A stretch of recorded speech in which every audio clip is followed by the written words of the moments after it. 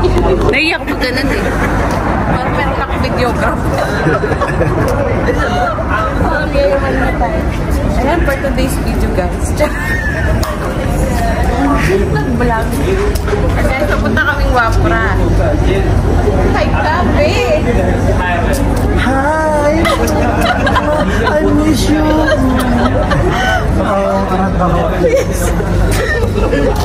Grabe yung weather. O, diba? Mag-swimming kami, tapos ganito yung weather. Sobrang lamig. Yan ang mga kakulig natin.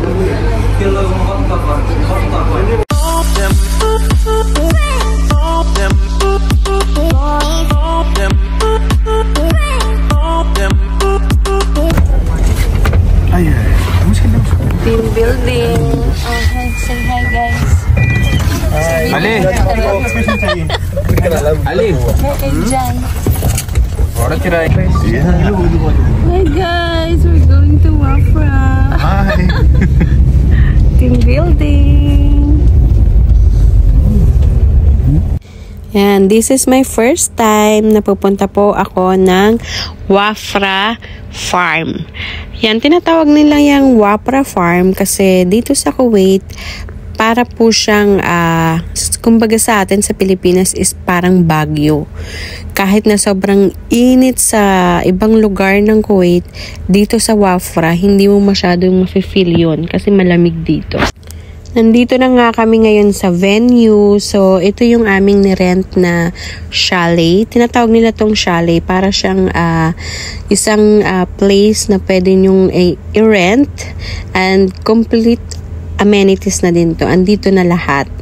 Merong rooms, bathrooms. Itong nirent namin, 3 rooms to. So, medyo malaki siya at kasyang-kasya talaga para sa isang team building. Meron na rin malalaking sofa and magaganda rin dito yung mga room nila. So, sa room nila, meron na rin tong mga sari-sariling bathroom. Ito yung isang sample ng room. So, 2 beds diyan na malalaki. Then, meron na rin siyang mga cabinet. Yan, bahagyang room tour lang to. Maikling room tour dito sa aming nirentahang chalet. Ayan yung sample ng second room. So, dito sa labas naman, meron pang isang bathroom na pwedeng gamitin. For example, is may nakasarado yung mga rooms. Ayan, pwede nyo gamitin yung extra bathroom dito sa labas. Nga pala guys, kung magre-rent kayo this time, mas mababa yung rate nila. Kasi nga winter time, so medyo mababa yung bigay nila ngayon sa mga rent. May sarili na rin tong kitchen. So, pwede na kayo magdala ng mga pagkain na pwede nyo ring lutuin dito. This is the swimming pool. Mashallah.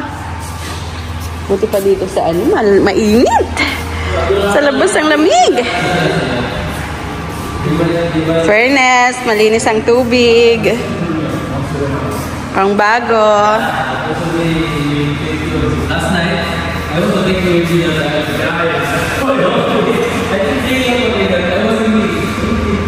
Kaya nga pala kami nandito guys dahil team building namin ngayon. So, ayan yung aming big boss.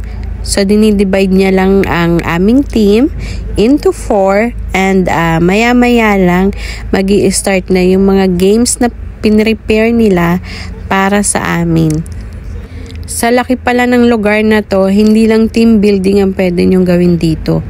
Pwede kayo mag-celebrate ng birthdays and kung ano-ano pa. Let's start the game.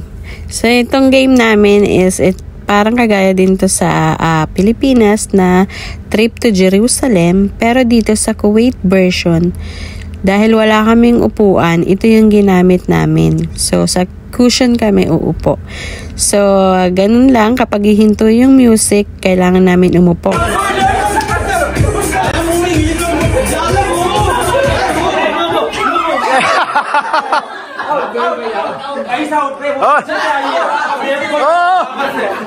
निकलो क्या यार out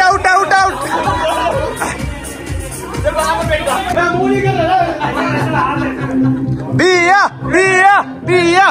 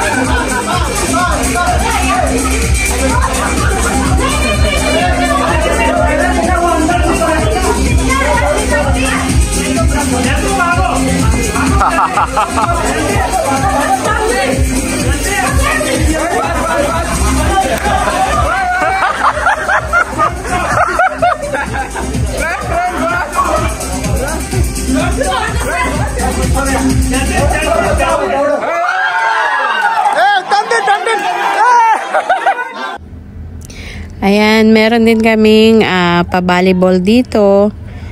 Nagdala lang pala kami ng parang net, yan. So, sa company na yan, provide na ng company namin. Kung meron din kayo at pupunta kayo dito, ayan, magdala lang kayo ng mga gamit ninyo para makapag-games din kayo dito.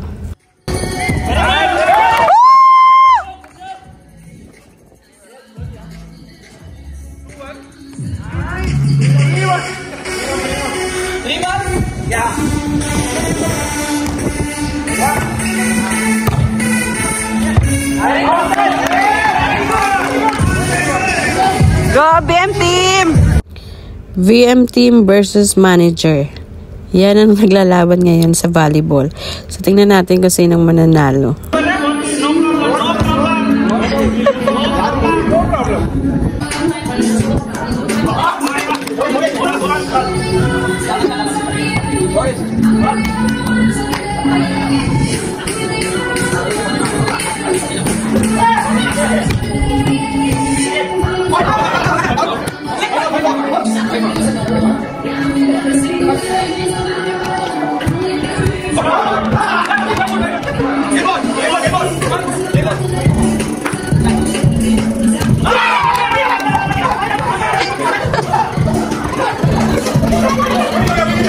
Winner is the manager.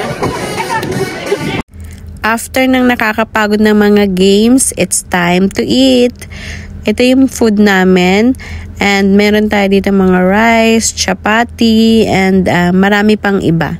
So, kakain muna kami, mag-energize muna kami para sa mga second game or mga iba pang activity na mga gagawin namin dito.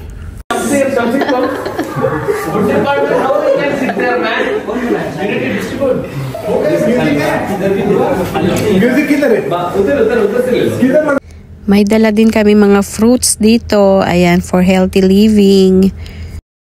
At dahil busog na, may energy na naman para mag-party-party.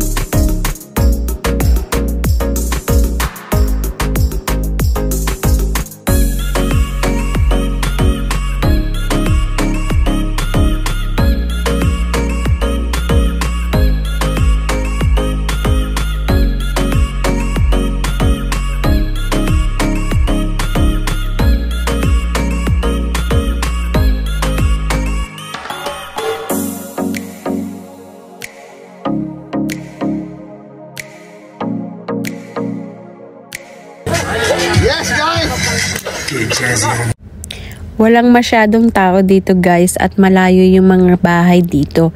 Kaya pwede kayong mag-party all night.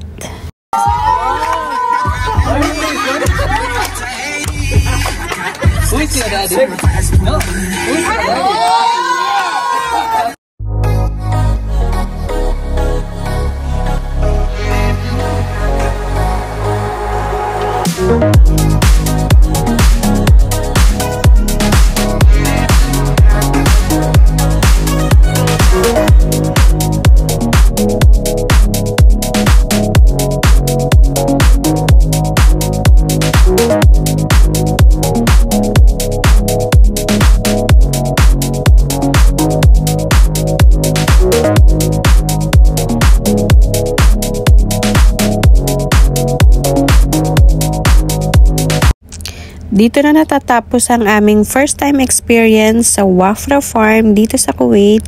Ayan, kung hindi ka pa subscriber ng aking YouTube channel, pa-subscribe naman. And thank you everyone sa lahat po na nag-watch ng ating video.